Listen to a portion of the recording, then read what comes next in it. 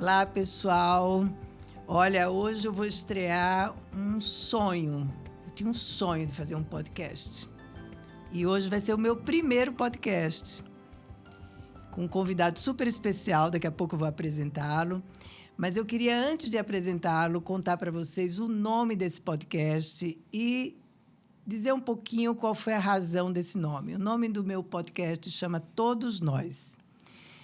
A gente precisa falar de todos nós, mas esses nós daqui, ele também diz respeito àqueles nozinhos que a gente tem todos os dias na vida da gente, não é? Aqueles assuntos que a gente para neles, que a gente reflete, que a gente às vezes se vê sem caminhos, que a gente precisa de ajuda, que a caixa de ferramenta da gente não encontra a ferramenta para aquilo. Esse podcast quer contribuir para que a caixa de ferramentas aumente e que cada um de nós possamos, pelo menos, refletir, a partir dessas reflexões, buscar ajuda, buscar leituras, buscar mais reflexões. Então, é sobre isso que o Todos Nós chega aí nesse mundo com tantos podcasts. Eu espero que Todos Nós faça alguma diferença para todos nós, que para mim, com certeza, já está fazendo. E hoje, o meu primeiro convidado é muito especial, é o Dr. Antônio Paulo Pitangui. Ele é cirurgião plástico, neto do Dr. Pitangui, né? Famoso Dr. Pitangui, que fez história dentro da cirurgia plástica. E a razão de eu ter convidado o Dr. Antônio Paulo é que ele tem uma visão da cirurgia plástica, da beleza, da estética e, portanto, do envelhecimento, que esse é o nosso tema. Vão ser aí alguns episódios sobre esse tema do envelhecimento. Ele é um médico com uma visão bastante humanista, com bastante contato com a psicologia, com a psicanálise, tem noções disso na vida dele pessoal e profissional. Então, eu acho que ele pode dar uma contribuição bem diferente para todos nós. Muito obrigado. É um prazer enorme estar aqui com você no seu programa Todos Nós. Uma honra e, sobretudo, ser o primeiro convidado. Então, estou muito feliz de poder participar e espero poder contribuir com esse tema tão importante que é o envelhecimento. E muito obrigado mais uma vez. Obrigada, doutor Antônio Paulo. Comparando a época do seu avô com a época de hoje, há uma mudança significativa na idade com que homens e mulheres procuram a cirurgia plástica? Sim. Quando a gente fala em cirurgia do envelhecimento, em cirurgia como do rosto, facelifting, antigamente é importante dizer que não existia botox, não existia preenchimento, não existia todos os procedimentos da cosmetria. Então, basicamente, existia cirurgia ou nada. Então, as pessoas se operavam muito mais cedo. A gente tinha como uma faixa etária média para uma cirurgia de rosto em 30 a 40 anos. Era muito comum as pessoas se operarem com 40 anos. E hoje em dia a gente vê que a faixa etária, quando procura a gente, chega em torno de 50 a 60 anos. Então, eu acho que há um movimento de que a gente consegue postergar um pouco a primeira intervenção, justamente com todos os procedimentos que surgiram e que dão efeitos também positivos. E a gente, com isso, consegue empurrar um pouquinho mais para frente. Mas eu acho importante dizer que os resultados, quando se faz mais jovem, são incríveis, porque a gente consegue uma transição mais suave e as pessoas notam menos a diferença do resultado. Então, eu acho que é uma transição mais suave e que ainda há espaço para fazer uma cirurgia mais jovem, porque os procedimentos também, quando são feitos em excesso, eles geram resultados muito estigmatizantes, muito pouco naturais. Isso está acontecendo muito. As pessoas estão perdendo muito a mão em torno de quantidade, volume e também frequência desse tipo de procedimentos. Porque, por mais que eles sejam menos invasivos, não quer dizer que eles também tenham consequências. Agora, como é que é em termos de homens e mulheres? Quem que procura mais a cirurgia plástica? Ainda são as mulheres, mais que os homens? Como é que tem sido? Sim, ainda são as mulheres. Eu acho que em torno de 70% as mulheres. Mas é verdade que os homens estão fazendo cada vez mais. Os homens estão se sentindo mais à vontade para fazer, existe menos preconceito da sociedade de uma maneira geral. E eu acho que da parte dos homens, sim, o envelhecimento é vivenciado de uma maneira um pouco diferente, porque a vaidade do homem muitas vezes não está só no físico, está em outras áreas da vida também, mas a imagem tem ocupado um papel muito importante e eu acho que tem muitos homens que estão em plena forma com 70 anos, não pensam em se aposentar, estão muito ativos e há um certo descompasso com a imagem algumas vezes. Então, eu acho que a cirurgia também pode ser bem indicada e os homens estão se beneficiando muito do resultado desses procedimentos, mas ainda é mais as mulheres. Eu acho que ainda é vivenciado com mais angústia pelas mulheres. Eu acho que a cobrança ainda é muito maior para as mulheres. Quer dizer, porque a gente vê mulheres, né, também de 50, 60, 70 anos, cada vez mais a gente vê ativas e, né, mudando, inclusive, várias coisas, iniciando uma carreira ou mudando de carreira, né? Exato. E então a gente tem um movimento importante.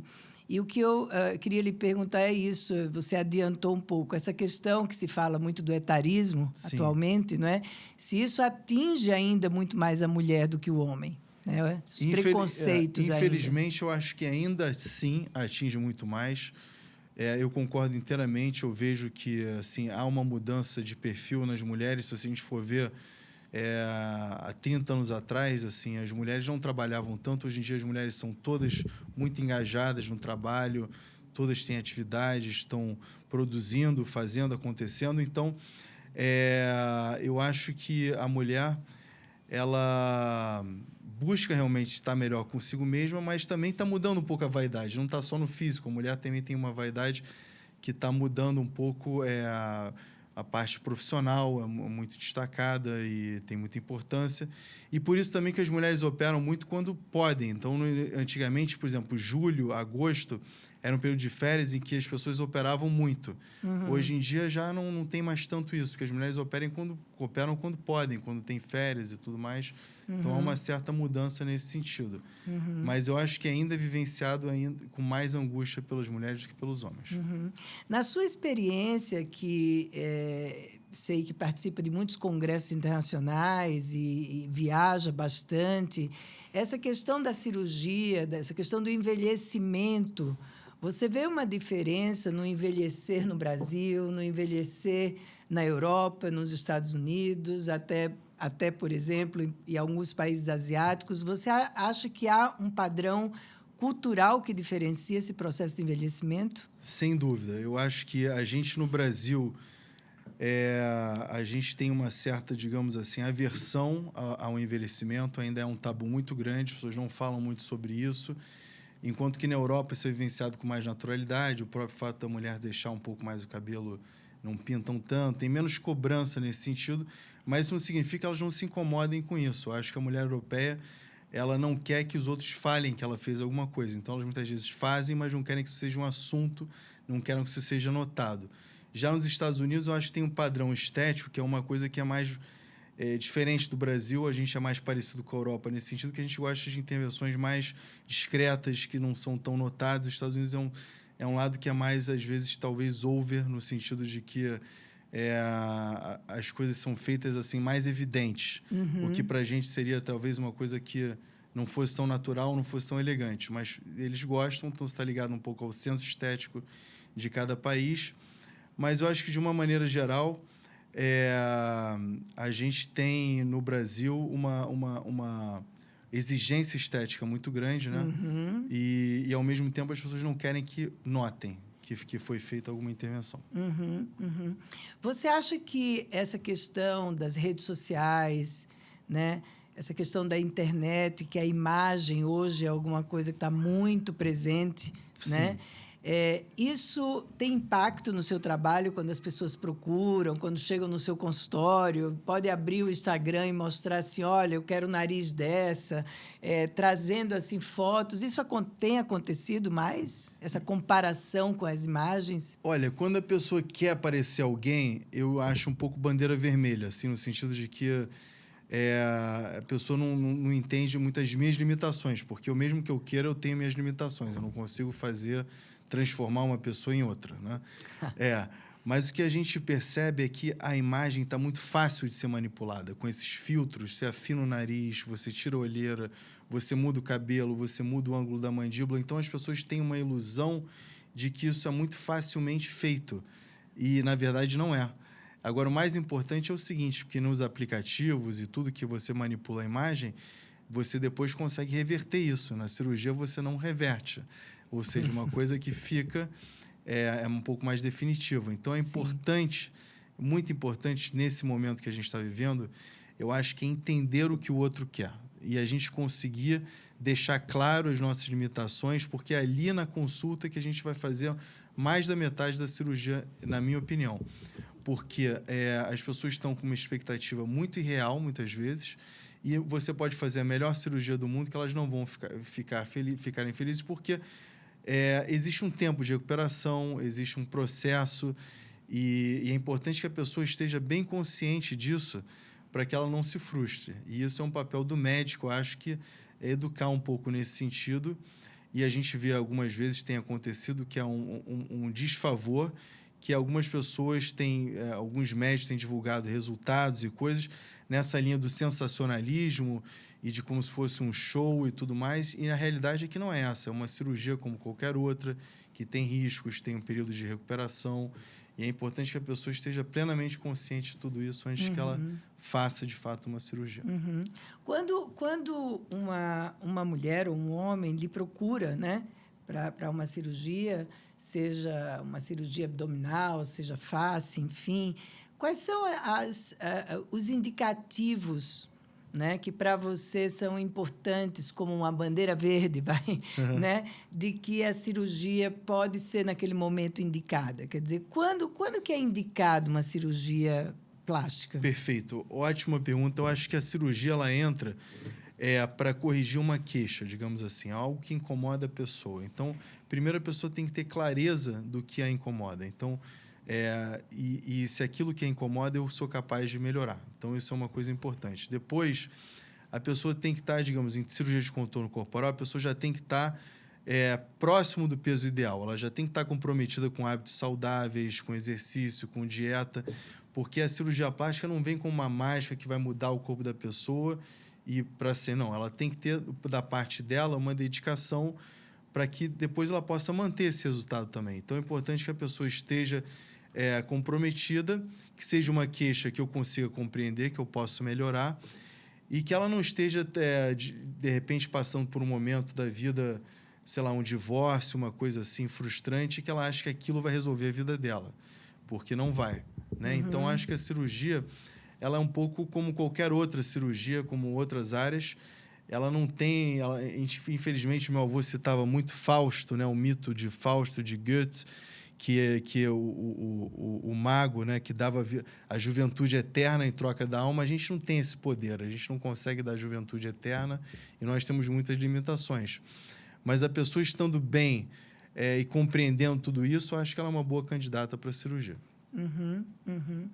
E porque hoje eu tenho percebido, não sei se é uma percepção minha muito restrita, eu não tenho uma estatística para isso, não é? Mas eu vejo mulheres muito jovens, né? 30, 25 até, né? Sim.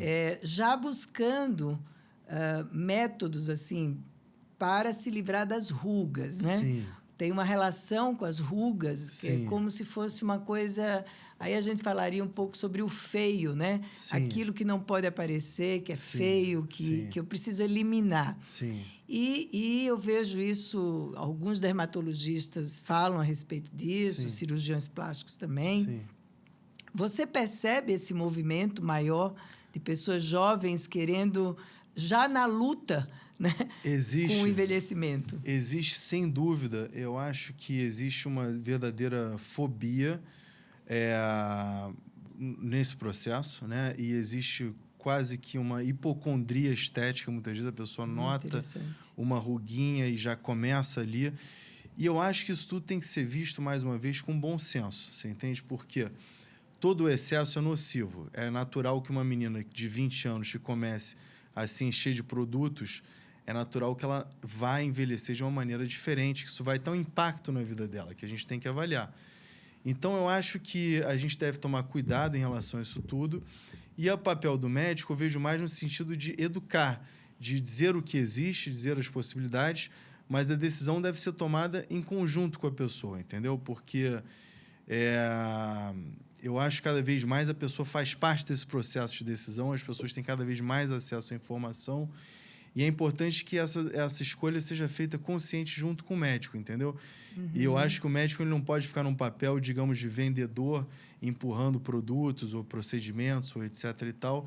Ele deve avaliar aquilo para aquela pessoa, entendeu? E tudo tem que ser feito, eu acho que digamos, com bom senso no rosto, porque o rosto ele não perdoa muito. Se a gente faz alguma intervenção que não fique boa, não tem muito como esconder aquilo, né? Diferente do corpo, você bota uma roupa, você se veste, tudo mais no rosto. É uma coisa que as pessoas estão muito abertas e tem um lado muito da nossa identidade também, de como as pessoas nos reconhecem. Então, se começa a mudar muito a sua fisionomia, eu acredito que isso vai ter um impacto na cabeça da pessoa também, que isso vai... É uma discussão que eu acho que não tem sido feita, mas que, com certeza, como é que essas pessoas vão envelhecer? Essas meninas que estão fazendo essa quantidade de coisas tão jovens, como que elas vão chegar mais velhas, né? Sim, sim. E para você, doutor Antônio Paulo, qual que é o que você considera a beleza numa pessoa? Né? Seja ela de 30, 40, 50, 60, como é que é o seu conceito de beleza? Porque isso sempre foi uma curiosidade de perguntar a um cirurgião plástico, né? O que você considera belo? O que você considera harmônico? Sim. É uma pergunta muito difícil de responder, porque isso eu concordo com meu avô em dizer que é muito difícil conceituar a beleza, mas é muito fácil identificá-la quando você vê. Né? Então, eu acho que é uma coisa que agrada aos olhos, digamos, universalmente, e está muito ligada à saúde. Eu acho que está muito ligada ao bem-estar, à saúde. Todos os traços que as pessoas consideram que são bonitos são traços ligados também à saúde. Então, acho que a gente deve tomar muito cuidado com as proporções, respeitar a etnia, o biotipo de cada pessoa, a faixa etária de cada pessoa, porque o que é belo, digamos, num grupo não é exatamente no outro, entendeu? Então, acho que o respeito a cada tipo de beleza, eu acho que é um conceito importante, que a gente não pode ter uma imposição de um tipo único de beleza. A gente deve respeitar os diferentes tipos e tentar realçar a beleza de cada pessoa, né? Porque ocorre, não é? Às vezes ocorre, pelo menos eu já vi isso, algumas pessoas comentarem, esse nariz é bem do doutor fulano de tal, né? Existe. O rosto está na cara que foi o doutor fulano de tal que fez, porque é como se houvesse um padrão, né? Na hora vamos dizer, de fazer a cirurgia. E eu acho isso tem algo de muito perigoso, né? Tem algo de muito perigoso, porque isso passa por esse, digamos, talvez uma vaidade do cirurgião de ter aquele resultado, mas, assim, eu acho que no fundo, o importante é a gente respeitar cada tipo de beleza, porque a gente tem que pensar na paciente, como que ela vai lidar com aquilo, né? Como que ela vai, digamos, você mudar muito a fisionomia de alguém, isso vai ter um impacto, eu acho, né? E é um impacto que é difícil calcular. Então, nós não temos formação em psicologia, eu não tenho, apesar de ser um grande entusiasta, de achar interessantíssimo. Eu mesmo faço com o doutor Servo Figueira já há muito tempo, desde os 18 anos que eu trabalho. E eu acho que isso tudo é interessante para a gente poder entender melhor o outro, e se entender e entender melhor o outro, né? Sim. Eu acho que, para o cirurgião, isso é um aspecto pouco discutido, mas é fundamental. Sim. E você o que você diria, principalmente para as mulheres? Agora estou aqui também como mulher, né? Porque eu acho que os homens, pode ser que seja uma visão errada minha, né? Mas os homens acho que o mundo é mais condescendente com o tempo que passa para o homem, né? Então, às vezes o homem, aliás, tem homens que ficam mais velhos, ficam mais bonitos, né? É interessante ver isso. E a mulher vai ficando mais velha, o mundo não tem essa condescendência toda. Né? Então, o que você, na sua experiência, com tudo que você já viu, acompanhou, não é, com essa experiência incrível que você teve com seu avô, que era um mestre e um filósofo. Acho que ele tinha um bisturi ali também como um caminho de uma filosofia da estética, de tudo isso. O que você diria para as mulheres, né, se sentirem mais livres para envelhecerem, né? Olha, uma excelente pergunta. Eu acho que a mulher ela deve não ser refém da própria imagem. Ou seja, ela deve estar bem com a própria imagem, buscar estar em paz com a própria imagem, mas não ser refém disso. Eu acho que a vaidade da mulher tem que estar também em outras áreas, que deve cultivar outros interesses, que não seja só ligado ao físico, porque é inevitável que o físico vai mudar. E é real, eu acho que na sociedade que a gente vive, de uma maneira geral, você pode ver até, por exemplo, os desenhos animados, a mulher mais velha é a bruxa, o homem mais velho é o sábio. Então, você tem uma conotação muito pejorativa no envelhecimento da mulher, né? Muito cruel. Sim. Muito cruel. E muito uma coisa ligada à própria fertilidade, né? Porque depois da menopausa é como se ela não tivesse o mesmo valor. E isso tudo eu acho que ela deve trabalhar internamente, porque eu acho que a beleza de fato vem de dentro, não tem ninguém que possa criar uma beleza, pode apenas realçar alguns aspectos, mas ela deve buscar os interesses e estar em paz consigo mesma. Acho que é importante não ficar refém da imagem, como muitas, infelizmente, têm se tornado, e com resultados muito negativos, né? Porque são pessoas que não estão nunca satisfeitas e não vão estar. E aí acabam se deformando, né? Com excesso de coisas. Sim. Agora, para a gente finalizar, e a pergunta é muito pessoal, né? Como é que é para você a passagem do tempo? Você é muito jovem, né? Mas como é que é para você a passagem do tempo, doutor Antônio Paulo? Olha, para mim é uma alegria no sentido da gente estar vivo, da gente estar produzindo, da gente estar fazendo. Eu me olho, às vezes, me lembro quando eu tinha 17 anos, falo, tinha mais cabelo, estava mais magro, isso, aquilo. Uma foto que você acha que é mais ou menos quando você é um pouco mais jovem, depois você acha aquela foto ótima, né? Mas isso tudo eu acho que no fundo, um privilégio poder envelhecer e continuar ativo, fazendo as coisas. E eu acho que a gente deve, como sociedade, buscar assim, não ser tão bitolado com isso, entendeu? A gente vê isso como um processo natural, porque essas mesmas pessoas que estão com tanto preconceito, com etarismo, etc. e tal, elas mesmas vão envelhecer e vão passar por isso, né? Sim. Então, eu acho que, no fundo, é um grande privilégio a gente poder amadurecer e aprender e envelhecer. Sim. Você sabe que eu tive uma experiência, acho que faz uns 2 anos. Eu tive um problema de sono e fui procurar um psiquiatra para poder ver essa questão do sono, enfim. E aí ele disse, mas você trabalha? Eu disse, trabalhava no consultório que eu estava... foi na época que eu estava começando o Instagram, né? Começando no Instagram, enfim, aquela coisa toda. Eu tinha, sei lá, já tinha 60 anos. E ele disse assim para mim, nunca esqueci, nem voltei nele, nem consegui seguir as sugestões dele, porque ele disse assim para mim, mas você não acha que você já está muito velha para fazer uma coisa de gente jovem? Instagram, internet, coisa de gente jovem, a gente que está nascendo agora. Você tem 63, era 62 anos, sei lá, 61, né? E eu achei aquilo ali uma coisa tão absurda, né? Exato. De ouvir aquilo, porque eu pensei, nossa, mas eu acho que a grande coisa do envelhecer é exatamente essa possibilidade de você se libertar, inclusive, de algumas coisas, né? Sim. Porque eu diria que o grande ganho, pelo menos para mim, do envelhecimento, é que eu acho que não precisa agradar mais tanta gente, sabe? Sim. Porque a gente, quando é jovem, tem que agradar muita gente, não tem? Claro, claro. E insegurança, né? Insegurança.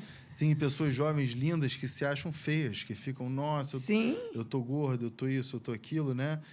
E sem dúvida, eu acho que tem comentários inteiramente sem noção como esses, né? que ainda existem, mas que, no fundo, são muito lamentáveis, né? Porque a troca é muito rica. Eu acho que é muito importante a gente ter troca entre pessoas mais jovens, mais velhas. O Instagram proporciona isso, né? Sim. Porque as pessoas só têm a ganhar com isso, né? Sim. Com diferente, com troca, com outras perspectivas. Sim. Então, eu acho que isso eu realmente aprendi com ele, que a gente deve valorizar a diversidade, o plural, entendeu? E você, com isso, só ganha, né? Porque O mundo está virando uma coisa muito parecida. Você vai para a Coreia do Sul, França, qualquer lugar, as músicas são parecidas, né? E isso é um pouco empobrecedor, né? Eu acho Sim. que as pessoas têm que voltar a ter aquela segurança de gostar do que elas gostam, fazer o que elas querem e não estar tão preocupada com essa patrulha Sim. que é cruel. Né? Sim. Muito obrigada, doutor Antônio Paulo. Foi ótimo, viu? Obrigado. Espero outras vezes a gente conversar. Muito obrigada. Obrigado a você. Bom, gente, muito obrigada por vocês estarem aqui, nos prestigiando, nos ouvindo. Esse é o primeiro episódio da temporada sobre envelhecimento. Vai vir mais por aí e eu espero a companhia de vocês aqui. Muito obrigada.